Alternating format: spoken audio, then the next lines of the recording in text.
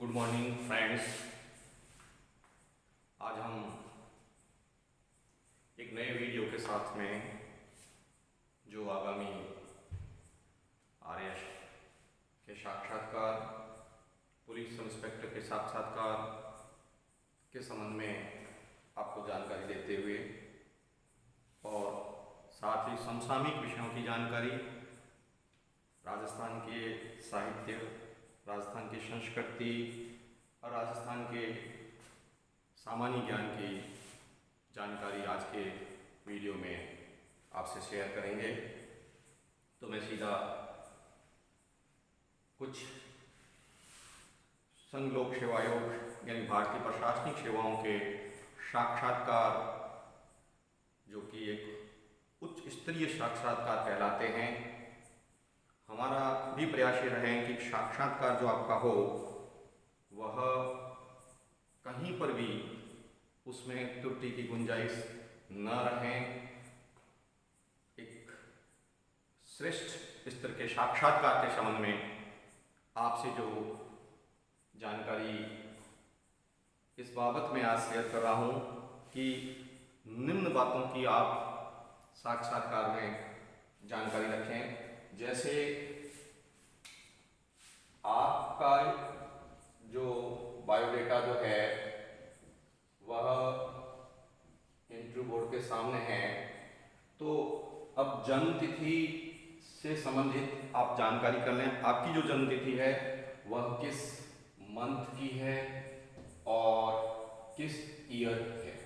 देखिए, अगर किसी विद्यार्थी का जन्म 1991 का है तो 1991 में भारत ने विश्व स्तर पर जो ग्लोबलाइजेशन हुआ, आर्थिक चेंज हुआ, भारत ने भी उस खुलेपन की व्यवस्थाओं को अपनाया। तो इस प्रकार इंटरव्यू बोर्ड आपके ईयर से लिखा जा सकता है। अगर किसी की जन्म तिथि मान लेते हैं महीने का आधार पर मार्च में है, तो मार्च में कौन कौन से विशेष दिवस हैं, उन दिवस की भी आप जानकारी कर लें। अगर कोई गर्ल्स स्टूडेंट है तो उनको जो है पूछा जा सकता है, अगर मार्च में उसकी जन्म तिथि है, उदाहरण के तौर पर मैं बता रहा हूँ। इस प्रकार से आप जागरूक होकर जाएं। 8 मार्च जो महिला दिवस के रूप में जाना जाता है। कहने का तात्पर्य है कि आप अपनी जन्म तिथि से संबंधित वर्ष, मंथ और अगर किसी विशेष तिथि को ही पड़ता है, जैसे 24 अक्टूबर पड़ता है तो संयुक्त राष्ट्र दिवस है, तो ऐसी स्थिति में आप यह जानकारी कर लें कि क्या अपने राजस्थान के स्तर पर, भारत के स्तर पर, राष्ट्रीय स्तर पर और अंतर्राष्ट्रीय स्तर पर उस तिथि का, उस वर्ष का क्या महत्व है। इसके अलावा जो मैं बात करना चाहता हूँ कि आप अपने इस बायोडेटा में आपकी आय, आपका पेशा यानी आपके पारिवारिक पेशा जो आप फिल करते हैं, उससे भी कई बार साक्षात्कार के जो विषय विशेषज्ञ लोग होते हैं वो आपसे सवाल कर लेते हैं। उदाहरण के तौर पर जैसे कोई व्यक्ति कह रहा है कि मेरे पिताजी कृषि कार्य करते हैं, कृषि कार्य से जुड़ा हुआ हूँ, तो उसमें आप अपने निश्चित रूप से आय है और पिता की आय का उल्लेख करेंगे, फादर्स इनकम। तो ऐसी स्थिति में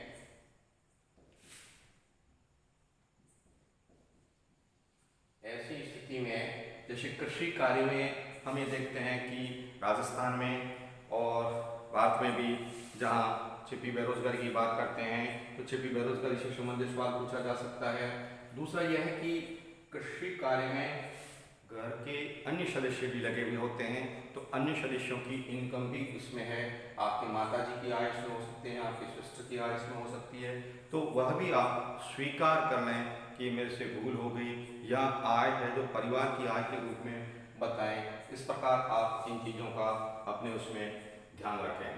दूसरा, कई बार आपसे ये साक्षात्कार बोर्ड में इस प्रकार सवाल पूछ लिया जाता है कि जब आप राजस्थान प्रशासनिक अधिकारी बन जाते हैं, आरएएस चयनित हो गए, आप डीवाईएसपी बन गए, ऐसी स्थिति में यदि आपके नाम कर से आपके परिवार का कोई भी सदस्य जो आपका बहुत निकटस्थ रिश्तेदार है और निकटतम रिश्तेदार होने के साथ साथ आपका उससे बहुत अच्छा संबंध है, बहुत अच्छा लगाव है, आप उसका रिस्पेक्ट करते हैं, वह यदि व्यक्ति आपके नाम से कहीं कोई पैसा ले लेता है, ऐसी स्थिति में आप क्या करेंगे?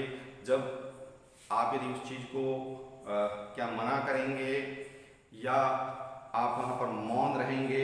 ऐसे सवाल जिनके एग्जैक्ट उत्तर तो नहीं है, लेकिन साक्षात्कार बोर्ड जो है वो आपसे ये चाहता है कि आप जिस पद पर अधिकारी बनने जा रहे हैं, उस समय आपका समाज के लिए, आपका देश और राष्ट्र के लिए जो आपका नैतिक दायित्व है, वहाँ पर कितना जुड़ाव रखते हैं। तो इस प्रकार क्वेश्चन पूछ दिया जाता है। तो आपके यहाँ पर उत्तर यह होना चाहिए कि अगर इस तरह का कृत्य मेरी जानकारी में आता है तो मैं साफ साफ जो है अपने रिश्तेदार से मना कर दूंगा। तो वो इंटरव्यू बोर्ड इस तरह से बात को आप पर लागू करने की कोशिश करता है, भावनात्मक रूप से आपको दबाने की कोशिश करता है कि आपका बहुत जिसका आप आदर करते हैं, सम्मान करते हैं, उनको आप कैसे मना करेंगे।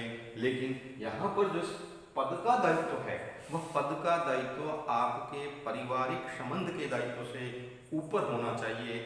आपको जो एक समाज सेवा की, एक जनता की सेवा का जो दायित्व सौंपा जा रहा है, तो आप सीधे सीधे इस बात को स्वीकार इस बात के लिए कहें कि नहीं, मेरा जो कर्तव्य है, मेरी जो ड्यूटी है, उसमें कहीं कोई भ्रष्टाचार से लिप्तता मैं जीवन भर नहीं चाहता।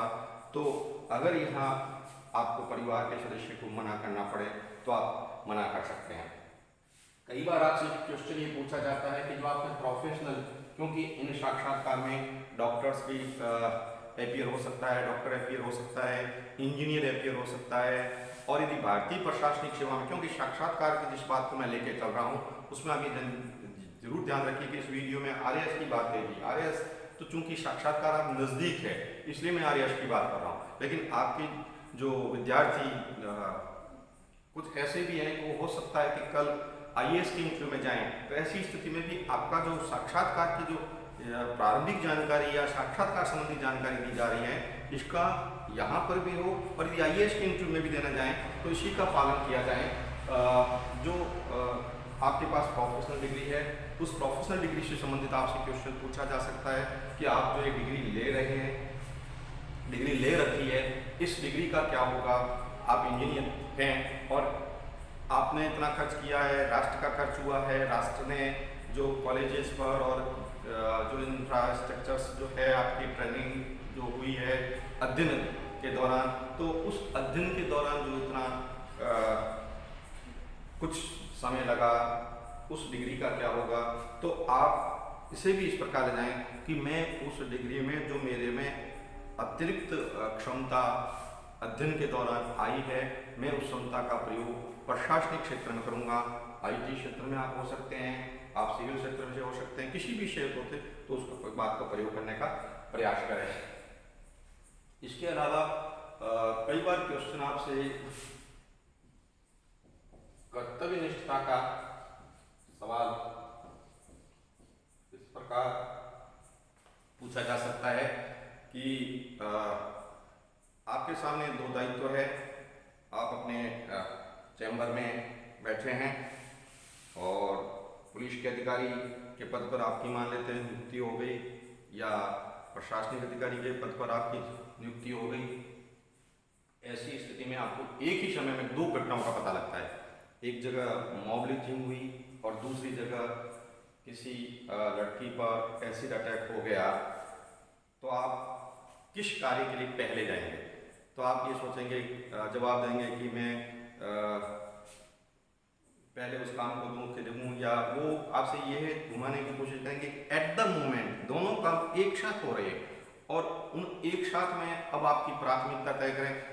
आप चाहेंगे कि मैं मॉब लिंचिंग को भी अटेंड कर दूं, वहाँ जा करके उस को नियंत्रण करने का प्रयास करूं, या आप चाहेंगे कि मैं एसिड अटैक की जाऊं। लेकिन वो आपसे इंटरव्यू बोर्ड इस तरह की बात करेंगे, नहीं कि दो समय में नहीं, एक ही समय में, एक ही निश्चित समय पर दो घटनाएं हुई है। फिर यहाँ पर बात आती है कि जहाँ सर मॉब लिंचिंग का मामला है, वो समाज के विस्तृत क्षेत्र पर प्रभाव डाल सकता है, सामाजिक घटना से जुड़ा हुआ हो सकता है। उस घटना का उसी समय में जो है बहुत बड़ा इफेक्ट दूसरा भी हो सकता है, क्योंकि वो भीड़ द्वारा किया गया करती है। ऐसी स्थिति में मैं यदि एक ही समय में हुआ तो मैं अपने अधीनस्थ अधिकारी को एसिड अटैक की तरफ भेजने का प्रयास करूंगा और मैं मॉब लिंचिंग की तरफ जाऊंगा। तो यहाँ पर फिर कर्तव्य निष्ठा के बारे में जहाँ सवाल आता है, वहाँ पर आप ये तय करें कि आपको उस मोमेंट पर क्या निर्णय लेना है। जो समाज के विस्तृत या बड़े समूह को प्रभावित करता है, वहाँ आपका कर्तव्य पहले जाकर ड्यूटी पर उपस्थित होने का है। इसी प्रकार आपसे कर्तव्य निष्ठा का यह भी सवाल पूछा जा सकता है कि जैसा कि राजस्थान में अक्षय तृतीया के दिन बहुत से बाल विवाह होते हैं, और हालांकि इसके लिए पहले प्रचार प्रसार भी किया जाता है, जागरूकता अभियान भी शुरू होता है, किया जाता है, लेकिन फिर भी हो जाते हैं। तो आपसे ये कहा जाता है कि आप किसी स्थान के अधिकारी हैं, वहाँ पर अक्षय तृतीया के दिन बहुत ज़्यादा बाल विवाह की संभावना है या होने की जानकारी मिलती है। दूसरा, मान लेते हैं कि उस सूबे का जो सीएम है, जैसे राजस्थान की बात करें तो हो सकता है कि जो मुख्यमंत्री स्वयं इस बात को कहे या कोई आपका गृह होम मिनिस्टर इस बात पर दबाव डाले कि उस क्षेत्र में आप जो है इस बारे में मौन रहें। मान लेते हैं, ऐसा नहीं होता है, लेकिन एक मिनट के लिए मान लेते हैं, क्योंकि इंटरव्यू बोर्ड जो है वो आपका आंकलन करता है, आपकी पर्सनैलिटी टेस्ट करता है, आपकी कर्तव्य निष्ठा को देखना चाहता है, आपके दायित्वों पर आप कितना खरा उतरते हैं, इस बात को परखना चाहता है। तो ऐसी स्थिति में आप क्या करेंगे कि बाल विवाह हो रहा है और आपको जानकारी मिली है, ऊपर से आप पर प्रेशर है, क्या आप अपने चैम्बर में ही रहेंगे, अधीनस्थ अधिकारी को भेजेंगे, या इस प्रकार से कार्य से आप दाएं बाएं होने की कोशिश करेंगे। यहाँ पर फिर आपकी बात सवाल कर्तव्य निष्ठा का आता है। चूंकि भारतीय जो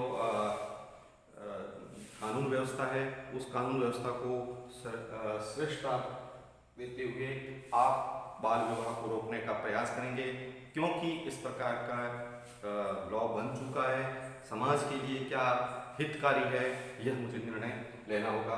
तो मैंने आज विद्यार्थियों आपसे कुछ बातें बताई कि कर्तव्य निष्ठा के दौरान आपको क्या क्या दायित्वों को संभालना है। तो एक बार फिर कह देता हूँ, जहाँ ड्यूटी समाज हित की आती है, जहाँ कर्तव्य निष्ठा की आती है, जहाँ संवैधानिक धाराओं से बात जुड़ी होती है, जहाँ कानून की बात आती है, वहाँ पर आपका एक श्रेष्ठ अधिकारी का दायित्व है, उसको स्वीकार करके चलना है। चाहे परिवार पर इसका कुछ भी असर पड़े, परिवार इस बात को स्वीकार करे या ना करे, लेकिन आपको उस चीज़ को चुनना है। जहाँ भी आपके प्रोफेशनल संबंधी सवाल होते हैं, वहाँ पर आप ये बताएं कि हम इस प्रोफेशनल्स डिग्री है उनका प्रशासन में प्रयोग करना चाहेंगे, प्रशासनिक जो आदेश हैं उनकी क्रियान्वयन में इस अतिरिक्त क्वालिफिकेशन का प्रयोग करना चाहूँगा।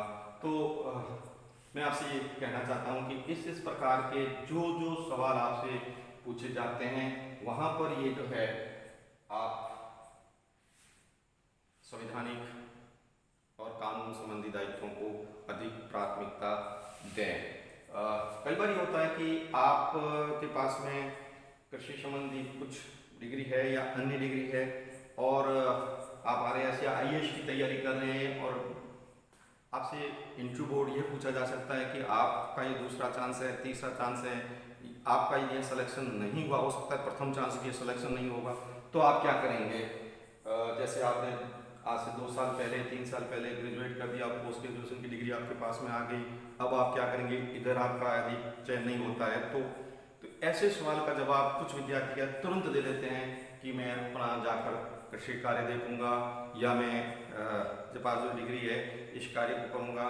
तो एक तरफ जहाँ आप अपने बात में ये आते हैं कि समाज सेवा आपका दायित्व है, आपका मेन ऑब्जेक्ट या टारगेट इस प्रकार की नौकरी को प्राप्त करना है, जहां एक बार आप इंटरव्यू बोर्ड के सामने इस तरह की बात करते हैं और दूसरे क्षण आप एकदम यू टर्न ले लेते हैं कि यहाँ नौकरी नहीं लगी तो मैं कृषि कार्य करने चला जाऊंगा या मैं अपने अन्य व्यवसाय को चुन लूँगा, तो वहाँ पर भी आप इस प्रकार से एकदम उत्तर ना देकर, डायरेक्ट उत्तर ना दे करके थोड़ा उस इंटरव्यू बोर्ड को समय देते हुए अपना जवाब देने का प्रयास करें कि नहीं, मैं जिस उद्देश्य को लेकर निकला हूँ, उस उद्देश्य को पूरा करने के लिए मैं अपना पूरा प्रयास करूँगा और आगे तैयारी करूँगा, और जो मेरी कमियाँ रह गई है उसे दूर करूँगा, और जो मेरा ये उद्देश्य है, जो गोल है कि इस पद तक मैं नियुक्ति पाऊँ।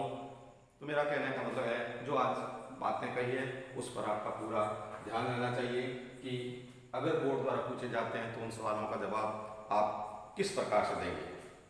साथियों, मैं अपने वीडियो में जहाँ एक बार एक ही समय में 3 बातें लेकर चलता हूँ कि साक्षात्कार में आपको क्या जानकारी रखनी है। दूसरा, मैंने हमेशा कहा है कि समसामयिक जो घटना चक्र है उनसे संबंधित जानकारी से आप अपडेट रहें। आज मैं आपको जानकारी दे रहा हूँ वह सामरिक महत्व से संबंधित जानकारी है, और उस सामरिक महत्व से जानकारी यह है कि एक तो कल ही राफेल विमान जो है वह फ्रांस से हमने खरीदे हैं। 36 विमानों का हमारा कॉन्ट्रैक्ट हुआ है 2016 में, और इसके लिए 58,000 करोड़ रुपए व्यय करके हमें यह विमान प्राप्त करने हैं, जिसमें से 5 विमान जो है वह कल मेरिनेक शहर फ्रांस का है। मेरिनेक एयरबेस से हमारे जो पायलट हैं वो वहाँ गए हैं और वहाँ से विमान लेकर के इंडिया आ रहे हैं। आज शायद दिन में वो अम्बाला एयरबेस पे पहुँच जाएंगे। बीच में अबू धाबी में थोड़ा सा वो विमान से विश्राम, यानी कहने का मतलब है वहाँ थोड़ा विश्राम होगा। बाकी मेरिनेक शहर से लेकर के अम्बाला तक की ये 7,000 किलोमीटर की यात्रा है, उसमें 5 विमान हमें प्राप्त हो रहे हैं आज। और जैसा कि 28 जुलाई या 29 जुलाई तक हमारे पास में ये 5 विमान पहुंच जाएंगे। 36 विमानों में हमने जो फ्रांस से बात की है वह है कि 30 तो हमें फाइटर जेट और 5 जो है वह ट्रेनिंग के विमान जो है उनको लेने की प्रयास किए जाएंगे। ट्रेनिंग एयरक्राफ्ट लिए जाएंगे, सॉरी 6 ट्रेनिंग एयरक्राफ्ट और 30 जो है वह फाइटर जेट फ्रांस से प्राप्त कर रहे हैं। और फ्रांस की एक कंपनी है, याद रखिए ये बातें, 2016 में समझौता 58,000 करोड़, कितना है 58,000 करोड़ का यह कॉन्ट्रैक्ट है कि 58,000 करोड़ में हम यह प्राप्त करेंगे विमान। और 30 विमान फाइटर है, 6 ट्रेनिंग एयरक्राफ्ट है, और जो कंपनी है दसॉल्ट एविएशन, फ्रांस की कंपनी का नाम क्या है, दसॉल्ट एविएशन कंपनी है। इस कंपनी से हमें यह विमान मिल रहे हैं। यह दोस्तों ध्यान रखें, बहुत अत्याधुनिक विमान है, और इस विमान में जिसे कहना चाहिए कि 4th जनरेशन के जो विमान की श्रेणी में है। और दूसरा ये है कि इस विमान में 4 मिसाइल सिस्टम एक साथ काम कर रहे हैं, मिसाइल सिस्टम लगे हुए हैं, जिसमें विशेषकर जो इसमें मिसाइलें लगी हुई है वह मीटियर मिसाइल, और दूसरी है स्कॉल्प मिसाइल। हैमर मिसाइल के लिए हमने उनको कह रखा है कि इसमें हैमर मिसाइल भी लगाई जाए, एक माइका मिसाइल लगाई जाए। तो इन जो मिसाइलों की है इनकी अपनी विशेषता है। जैसे जो मीटियर मिसाइल है यह जो अनविजुअल क्षेत्र में भी अपना जो है वह बिल्कुल टारगेट में विजुअल रेंज के पार, जहाँ पर दिखाई नहीं देता है वहाँ जाकर भी अपने टारगेट पर सटीक जो है निशाना लगा सकते हैं।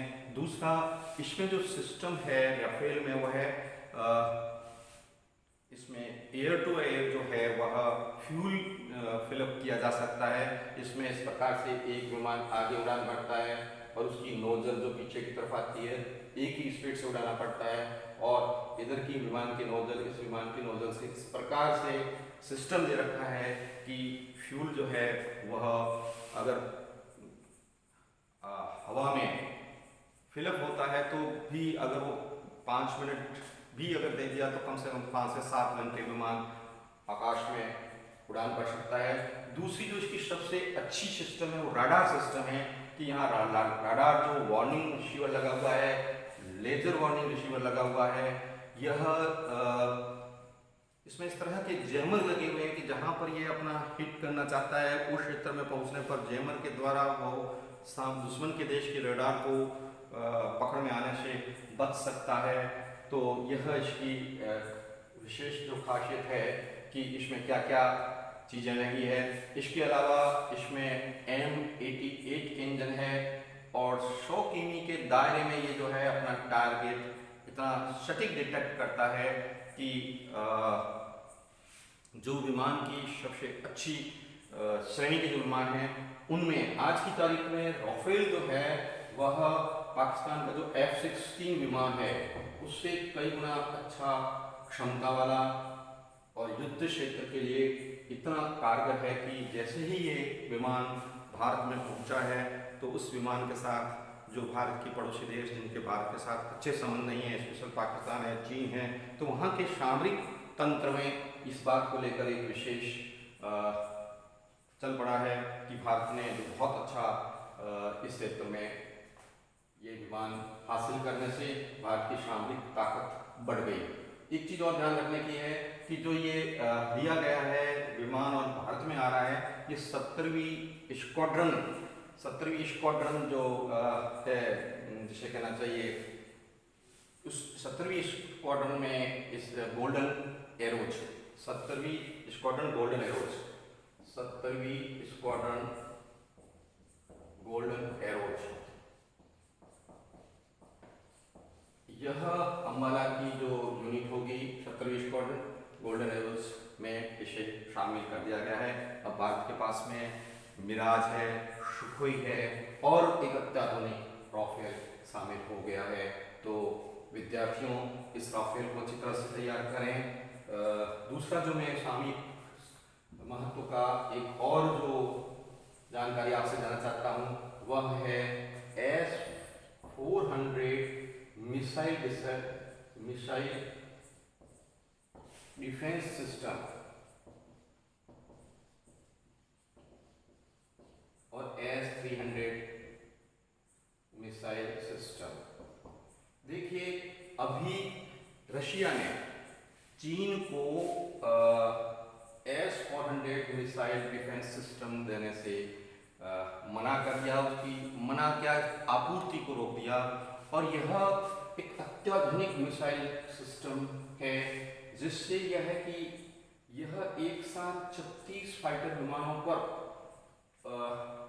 अटैक करके उसको डिस्ट्रॉय कर सकते हैं उसके टारगेट पर पहुंचने से पहले। और दूसरा यह है कि 72 जो है वो मिसाइल एक साथ दागने में इस सिस्टम का एक ही बार में ये 72 मिसाइल तक दाग सकता है।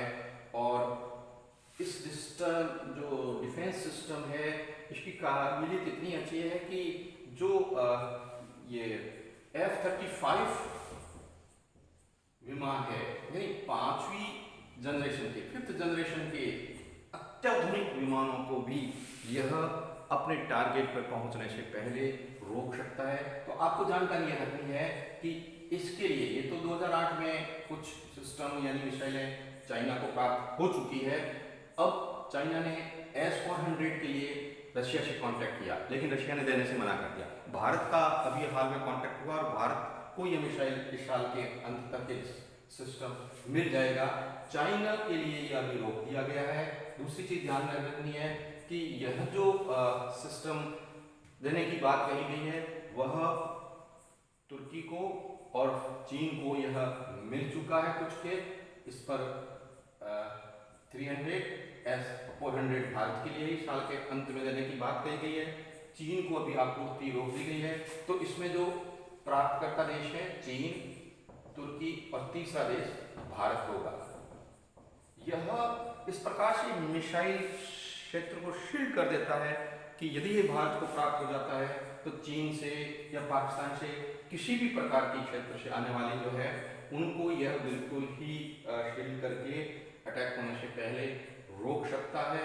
और अब बात आई कि रशिया और चीन के बीच में हमें चर्चा में ये सुनने में आया कि बहुत अच्छे संबंध है, फिर ऐसा क्यों हुआ? तो इसके लिए आपको जो जानकारी रखनी है वो यह है कि रशिया का जो रशिया में सेंट पीटर्सबर्ग आर्कटिक सोशल जो साइंस एकेडमी है, Saint Petersburg Arctic science academy, social science academy के एक डायरेक्टर है जिनका नाम है वैलेरी मिटको।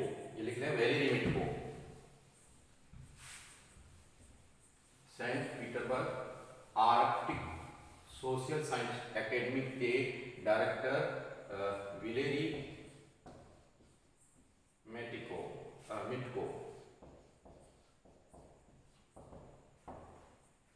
वैलेरी मिटको जो है, इनको वैलेरी मिटको,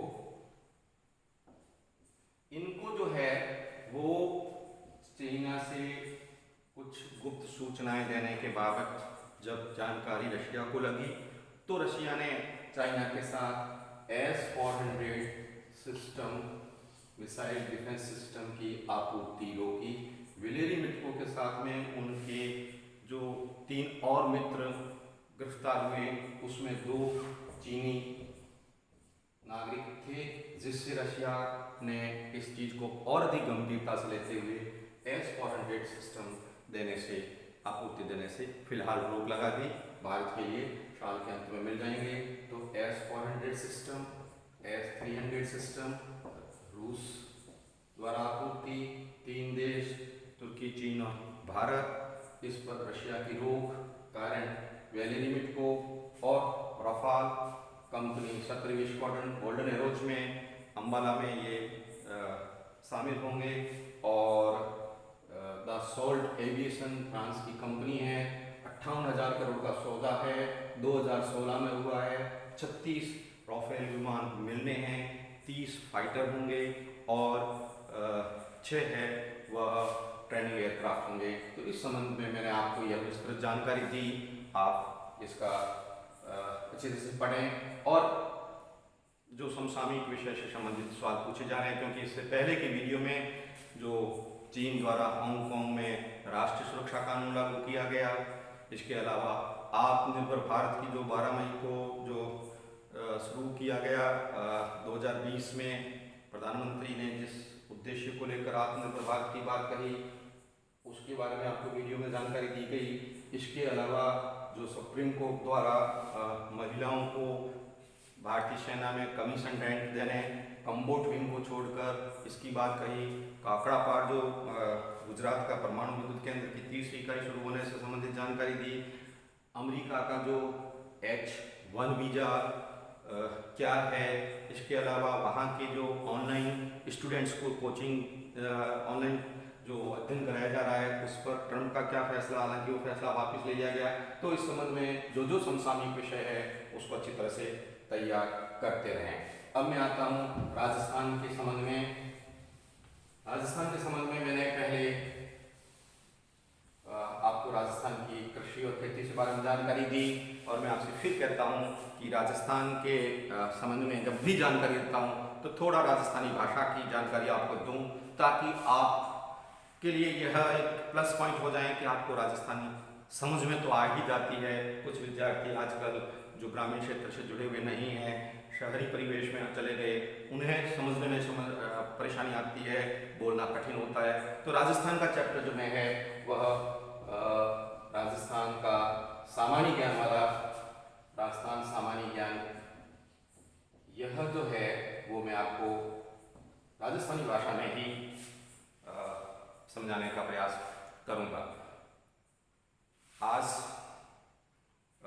मैं एक नई बात लेने चलो कोशिश करी कि देखियो यो है कि साक्षात बोर्ड में जिन क्षेत्र विद्यार्थी आवे उन क्षेत्र सवाल उनने पूछे, और साक्षात्कार बोर्ड को भी जानकारी है, उनकी उम्मीद भी वे और अपेक्षा भी वे कि जिन क्षेत्रों छात्र आयो है उन्हें बाबत जानकारी होनी चाहिए।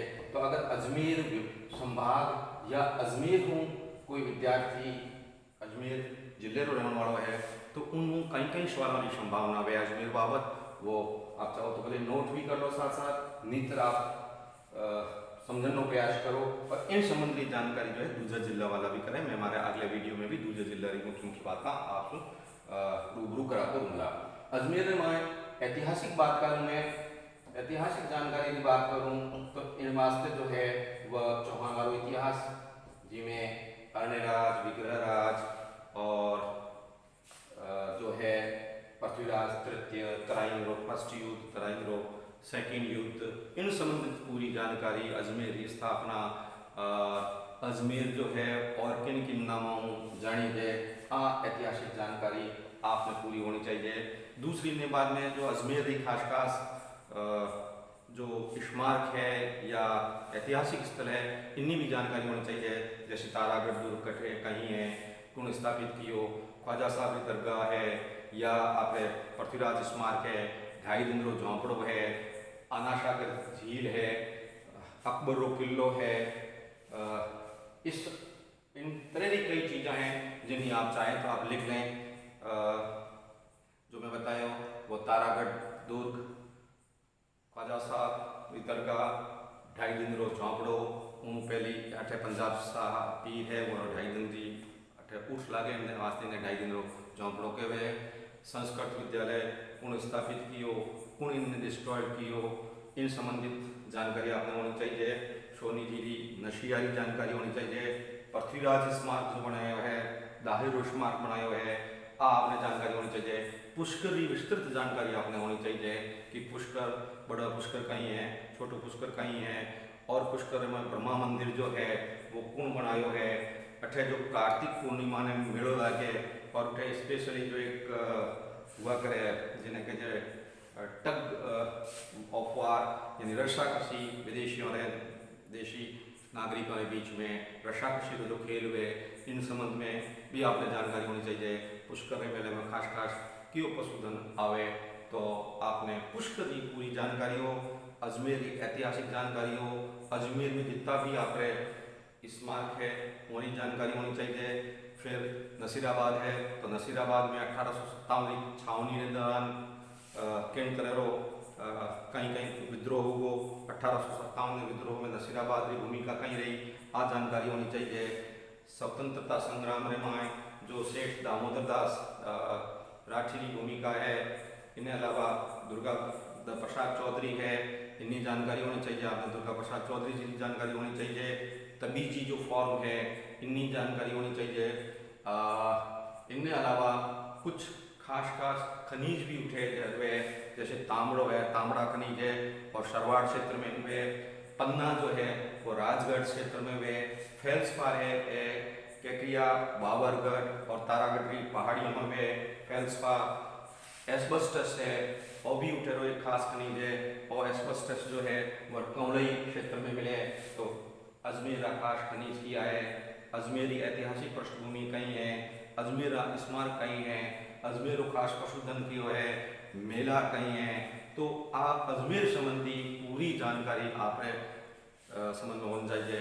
जो बादशाह मेलो लागे, दूजो है कि अठे किशनगढ़ की जो चित्रशैली है, सावन सिंह कुणा जिन नागरीदास लिखे हुए, अठे जो मोनालिसा जो है बनी ठनी रो जो चित्र है, जिन्हें भारतीय मोनालिसा कह सको आप। तो कहने का मतलब है कि अजमेर संबंधी में आपने जिन जिन बिंदुओं की जानकारी दी, ऐतिहासिक स्मारक और ऐतिहासिक पृष्ठभूमि, पुष्कर की धार्मिक पृष्ठभूमि और पुष्कर राम मंदिर, अजमेर आकाश मंदिर, इनके अलावा झीलों जो आपकी फायसागर है, आनासागर है, नागरी पहाड़ियाँ, मेरवाड़ा रो पठार जो भारत राजस्थान में माए दक्षिण पश्चिम मूले आप शुरू मूले अरावली की पर्वतमाला जो पूरी उत्तर पूर्व में जो जावे है, इन्हीं अजमेर और के बीच में नक्शे में आपने टायरो है।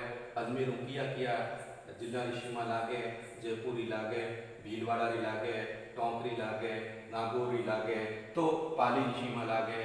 तो और इन बाबत नक्शे की जानकारी भी आपने होनी चाहिए। मैं आज जो आप हमारे इन वीडियो रे में अजमेर क्षेत्र का जो विद्यार्थी है और RAS को आगामी साक्षात्कार देना चाहे है, उन्हें आ जानकारी देने की कोशिश की कि थे कम से कम ये बातें तो अच्छी तरह तैयार कर जाइयो, क्योंकि अजमेर होने कारण अजमेर जाया जिले होने कारण आपने वैसे तो आ जानकारी जो मैं बताई हूँ आ राजस्थान रे हर लड़के ने तैयारी जो साक्षात्कार देवन जावे राजस्थान जीके की तैयारी करे आ तो हर एक ने जानकारी होनी चाहिए, क्योंकि बहुत राजस्थान जीके की अहम मुद्दों है।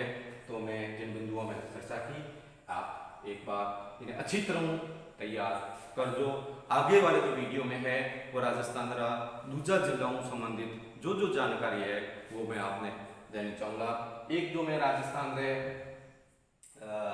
खेती बाड़ी की बात के निकाले जो बाद में आपने जानकारी दी, खेती बाड़ी और पशुपालन संबंधित एक जानकारी मैं आपने देना चाहूँ कि राजस्थान हूँ कुछ पशुपालक आप पशुधन ने ले दूसरा प्रांत में जावे पशु निष्क्रमण की जो वो हर साल उन्हें लेन जाना पड़े, तो यहाँ ने कई कई समस्या आवे और यहाँ ने किन किन तरह दूसरा प्रांत में सुरक्षा की व्यवस्था या एडो राष्ट्रीय स्तर माथे कोई समझौतो या नीति होना चाहिए कि जो पशुपालक है वो पशु निष्क्रमण की प्रक्रिया रे तहत परेशान नहीं हुए और उन्हें एक मार्गरी खास कर बाधा आवे।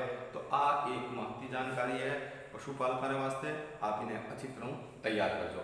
अब विद्यार्थियों मैं चौथी बात, पहली बात इंटरव्यू में रखने वाली चेती सावधानी, दूसरी बात इंजना में समसामयिक बिंदु कई हैं वही जानकारी, तीसरी बात मैं राजस्थान से संबंधित बात करूँ और चौथी बात में आप रहे जिन्हें कहना चाहिए कि मन में हमेशा एक जोत जगाने की कोशिश करूं कि साक्षात्कार और जितनी भी परीक्षाएं हैं इनमें आप बिल्कुल एक कर्मठ व्यक्तित्व धनी होते हुए परीक्षाओं में तैयारी करो और किन्हीं टाइप जो निराशा भाव है युवा शक्ति में, क्योंकि मैं हमारी पहली कविता ये तेरी हुंकार गजब की होती है, दूसरी कविता में हमारे वीडियो में आपने बताई कि मोटियारावण दे अंधारो छावण दे गहरी रात काली होसी पर भात। इन्हीं तरह हमारी एक कविता है कि युवा पीढ़ी ने मैं जब देखूं तो उन्हें मैं जो